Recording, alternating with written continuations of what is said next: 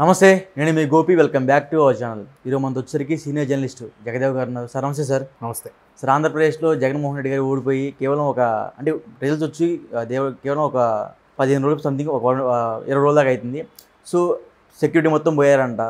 ఆయన ఇప్పుడు private agency నుంచి ఒక 30 మంది సెక్యూరిటీని తెప్పించుకున్నారు. అదేవిధంగా వాళ్ళ ఇంటి పైన పెద్ద పెద్ద బార్గేట్లతో ఒక సెంట్రల్ జైలు తరహా మీదుగా ఒక చుట్టూ పెద్ద కంచెలా ఏర్పాటు చేసుకున్నారు. అంటే ఎందుకు అంత భయం జగన్ గారికి? మీరే చెప్పాలి. ఎందుకంటే ఆ క్వశ్చన్లోనే ఆన్సర్ కనబడుతుంది. అభద్రతా భావం ఏమో అని నా ఉద్దేశం.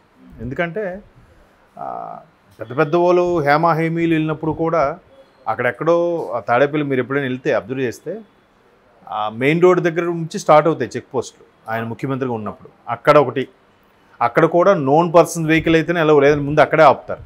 తర్వాత టర్నింగ్ ఇలా ఉంటుంది, ఆ టర్నింగ్ దగ్గర ఇంకోటి ఆపుతారు. మళ్ళీ ఇలా తిరిగిన తర్వాత అక్కడ ఇంకోటి ఉంటుంది, అక్కడ కొంతమంది ఆపుతారు. లాస్ట్ పాయింట్ 4వ పాయింట్ అక్కడ నుంచి మేబీ ఇంచుమించు ఒక 20-30 ఫీట్ ఉన్న డిస్టెన్స్లో ఉంటుంది. సో అట్లా ఉండేది. అప్పుడులో కూడా చిరంజీవి గారు వాళ్ళు టికెట్లు రేట్లు పెంచడం కోసం కలవడానికి వెళ్ళినప్పుడు అక్కడ బయట ఆపేసి అక్కడ నుంచి నడిపించారు. ఈ లోపల ఎక్కడో రావచ్చు, ఇక్కడ వాళ్ళు తెలిసిన కార్లు అయితే ఎక్కడ వరకు వస్తే తప్పులేదు. వీళ్ళవన్నీ ఎందుకు అక్కడ పెట్టారంటే అదే ఒకటి అభద్రతా భావం. రెండోది ఏంటంటే కావాలని అక్కడ పెట్టించారనేది కూడా టాక్ ఉంది. లోపల కూడా పార్క్ చేయించి పెట్టించాలంటే పెట్టించవచ్చబ్బా, ఎంతసేపు వాళ్ళు తలుచుకుంటే సెక్యూరిటీ క్లియర్ చేయలేరా? సో ఇప్పుడు నాయకుల మీద, వైసీపీ కార్యకర్తల మీద లేదా వైసీపీ నాయకుల మీద రాళ్ళ దాడులు ఇంటి మీద అవన్నీ జరుగుతున్నాయి, మనం చూస్తున్నాం. సో అటు తిరిగి ఆయన మీద కూడా అటాక్స్ అవుతాయని భయపడవు. మరి ఏమి ఇతర కారణాల వల్ల అయ్యుండొచ్చు. కానీ ఇంకోటి పెద్ద అందరూ గుసగుసలుగా మాట్లాడుకునే టాపిక్ ఏంటంటే జగన్మోహన్ రెడ్డి గారు అనే వ్యక్తికి థ్రెట్ ఉంది, లేదంటే జనాలకు వస్తే అతనికి అపాయం అనే ఉద్దేశంలో మేబీ ఇంటెలిజెన్స్ రిపోర్ట్ ఇచ్చారో లేదంటే సహచరులు చెప్పారో తెలియదు. కానీ ఆయన ముఖ్యమంత్రి అవ్వకముందు ఒకలాగా ఉండేది, ముఖ్యమంత్రి అయిన తర్వాత ఒకలాగా మారింది. ముఖ్యమంత్రి అవ్వకముందు అసలు ప్రతి ఊర్లోకి వెళ్ళిపోయాడు కదనా, కాలినడకన వెళ్ళాడు ఆయన. ఓదార్పు యాత్ర అన్నారు, లేకపోతే ప్రజాయాత్ర ఏదో సంథింగ్, కాలినడకన వెళ్ళి ఎక్కడ పడితే అక్కడే బస్ చేసి ఉన్నారు కదా. మరి ముఖ్యమంత్రి అయిన తర్వాత ఎందుకు ఈ రకమైన అభద్రతా భావం ఏర్పడిందో అనేది మాత్రం క్వశ్చన్ మార్క్. అతని అభిమానులకు కూడా అంతు చిక్కని ప్రశ్న. అయితే వాళ్ళు అభిమానం పోగొట్టుకోలేరుగా. వాళ్ళు ఏమంటారంటే లేదబ్బా మా నాయకుడు మారిపోయాడు, డ్యూయల్ రోల్ ఏదో ఉండుంటుంది, అసలైన ఇంకెక్కడ ఉన్నాడు, ఇప్పుడు ఈయన వేరు, ఎన్నికల ముందు మాట్లాడే ఇది వేరు. ఎందుకంటే ఎన్నికల ముందు మొన్న రీసెంట్గా ఒక అభిమాని కలిశాను, ఎన్ఆర్ఐ ఆయన కూడా ఏం చెప్తున్నాడంటే లేదబ్బా అన్న ప్లేస్లో ఇంకెవడో మారిపోయాడు. ఎందుకంటే ఎన్నికల ముందు క్యాన్వాసింగ్కి వెళ్ళినప్పుడు స్క్రిప్ట్ లేదు, చూసి చదివేవాడు కాదు. అట్లాంటిది మొన్న ఓడిపోయిన తర్వాత శుభాకాంక్ష చెప్పినప్పుడు కూడా చూసే చెప్పాడు ఆయన. అంటే ఆ జగన్మోహన్ రెడ్డి గారు ఒకరు కాదు అంటాడు ఆ అభిమాని. మేబీ అనిపించింది నాకు. అంతే కదండి, ముందు చాలా చక్కగా మాట్లాడారు కదా ఆయన. ఇప్పుడు 19 ఎలక్షన్స్కి ముందు. మరి 19 తర్వాత ఎందుకు అట్లా జరిగింది? ప్రతిదీ చూసి చెప్పడం, చూసి మాట్లాడడం, ఆయన బయటికి రాకపోవడం. ఇప్పుడు పథకాల వరకు ఓకే ఫుల్ఫిల్ చేసామంటారు, బయటికి ఎక్కడికి వచ్చారు, ఎవరిని కలిశారు, ఈ పథకాలు ఎంతవరకు ఇంప్లిమెంట్ అయ్యాయి, దానివల్ల ఎంతవరకు తృప్తి చెందుతున్నానని ఎంతమందితో మాట్లాడలేదు కదా. ఒకవేళ కలుద్దామన్నా ఆయన కలవనివ్వలేదా, లేకపోతే చుట్టూ ఉన్న మంది మార్పులను కలవనివ్వలేదా? అంటే అది ఎంతో ఇప్పుడు ధనుంజయ రెడ్డి గారు సజ్జల గారు కలవనివ్వలేదు అని అంటారు. వాళ్ళ మీదకి ఎందుకు తోసేయాలి? నాయకుడు చూసుకోవాలి కదా. సీసీ కెమెరాలు కూడా ఉంటాయి కదా. ఎవరెవరు వస్తున్నాడో ఎవరెవరు పోతున్నాడు, ఎవరు వచ్చారు మెయిన్ కలవడానికి, అరే ఎవరైనా మిస్ అయ్యామో వచ్చి వెనక్కి వెళ్ళిపోయారా అనేది చూసుకోవాల్సింది ఎవరు? నాయకుడే కదా. ఏముందిలే నా దగ్గరకు వస్తాడా అని ఊరుకున్నారా?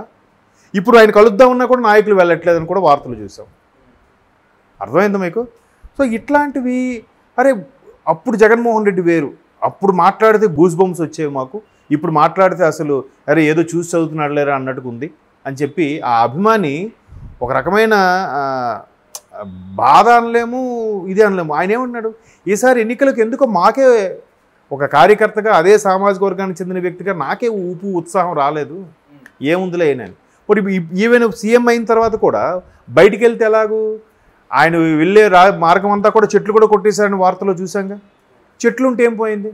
అంటే ఏ చెట్టు పొదల నుంచి ఎవరైనా రాళ్ళు చెప్తారనా, లేదా ఏ చెట్టు పొదల నుంచి ఎవరైనా షూట్ చేస్తారని భయమా అని రకరకాల వార్తలు అనమాట.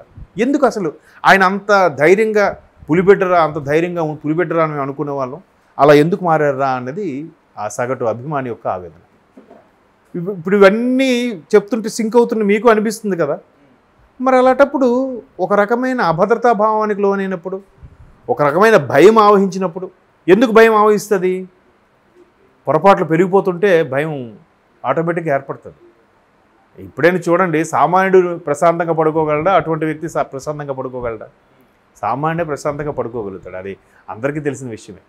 సో అంత ప్రశాంతంగా లేకపోతున్నారు కాబట్టి అక్కడ ఉన్న జెడ్ కేటగిరీ సంథింగ్ సెక్యూరిటీ ఉన్న పర్సన్ ఒక్కసారిగా సెక్యూరిటీ లేకపోతే పరిస్థితి ఏంటి? ఎవడైనా అటాక్ చేసినా, ఎవడైనా రాళ్ళు విసిరినా ఏంటి పరిస్థితి? ఇంకోటి కూడా చెప్తాను. వివేకానంద రెడ్డి గారు హత్య జరిగింది, అది హత్య అని తర్వాత ఛార్జ్షీట్లు ప్రూవ్ ఇవన్నీ కూడా వచ్చే చాలా వరకు. ఇవన్నీ పక్కన పెడితే అసలు రాజశేఖర రెడ్డి గారి కుటుంబ సభ్యుడి మీద అటాక్ చేసి చంపేశారు అని అంటే రేపు పొద్దున్న ఎవరైనా ఒకటే కదా, ఒక రకమైన భయమే. రాజశేఖర రెడ్డి గారి కుటుంబం మీదకి కన్నెత్తి చూడాలంటే ఎవరికైనా భయం ఉంటుంది కదా. అట్లాంటిది ఎలా జరిగింది? అది 5 ఏళ్లలో ఎక్కడ ఏమీ చేయలేదు కదా. దాని మీద కేసుల గురించి సీరియస్గా తీసుకోవడం కానీ, సిబిఐ వాళ్ళకి మళ్ళీ లేదంటే ఆ నిందితుల్ని శిక్షించడం గురించి కానీ దాని మీద ఏం జరగలేదు కదా. మళ్ళీ అటప్పుడు అసలు వాళ్ళ మీద అటాక్ చేసేంత ధైర్యం ఎవరికి ఉంది, ఎవరికి ఉంటుంది? సో ఇట్లాంటివన్నీ ఒక భయానికి లోన్ చేసే అంశాలు. సో మేబీ ఆ భయంతో కూడా ఆయన అంత ఎత్తులో ఫెన్సింగ్ ఆ బారికేడ్లో పెట్టుకుంటున్నారేమో.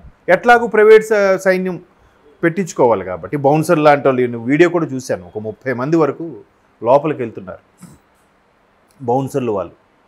అంటే యాక్చువల్గా ఇంతకుముందు చెప్పినట్టుగా అభిమాని ఏమంటాడంటే, ఆ ఎన్ఆర్ఐ అసలు అన్నకు ఒక ప్రైవేట్ సైన్యం ఉందబ్బా, అన్నకు భయపడేది ఏంటి బయటికి రావాలంటే? బయటకు వచ్చిన దాఖలాలు ఎక్కడ ఉన్నాయి? చాలా తక్కువ ఉన్నాయి. అట్లా ఎందుకు అంత పులిపెట్టేలాగా మేము చెప్పుకునే వాళ్ళం, అంత ఇదిగా ఉండేవాడు ఆయన. అట్లాంటిది ఆయన ఎక్కడికి వెళ్ళి ఏం తలుచుకున్నా ఆయనకు ఒక ప్రైవేట్ సైన్యం కూడా కాపలా ఉన్నట్టుగా ఉండేది. అట్లాంటిది ఇట్లా చూసి చదవడము, బయటికి రాకపోవడము, ప్రతీది కూడా నెమ్మదిగా ముభావంగా మాట్లాడడం అంటే ఇది ఆయన కాదు, మారిపోయాడు, మేబీ డ్యూయల్ రోలా అంటే అలా అంతగా అనుమానం వస్తుంది మాకు ఆయన ప్రవర్తన చూస్తుంటే అన్నట్టుగా చెప్తే. ఇప్పుడు మీరు అడిగిన ప్రశ్నకి ఆ మిత్రుడు చెప్పిన వాటికి నాకు సింక్ అవుతున్నట్టు అనిపిస్తున్నాయి. సో ఈ రకమైన మరోవైపు స్కాములు కూడా ఎక్కువైపోయాయని కూడా అనుకుంటున్నాం. ఏది అన్నింటికి కూడా ఇంతకుముందు కూడా పెద్ద పెద్ద గవర్నమెంట్ సొమ్ము కూడా ఫర్నిచర్కి వాడారని కానీ, ఇసుకలు కానీ, లెక్కర్ స్కామ్ కానీ ప్రతీది కూడా దారి మళ్లించారని, ప్రతి శాఖకి పంచాయతీలకు సంబంధించి ప్రతి శాఖల నుంచి అన్నిటి కూడా ఒకదానికొకటి దారి మళ్లించి పథకాలకి ఇచ్చారు. కానీ ఆ పథకాల్లో కూడా 2.5 కోట్ల మంది లబ్ధి పొందితే 2.5 కోట్లలో ఎంతమందికి రీచ్ అయ్యింది, ఎన్ని లక్షల కోట్లు రీచ్ అయ్యింది అనేది కూడా లెక్క తీస్తే తేడా ఉందంట.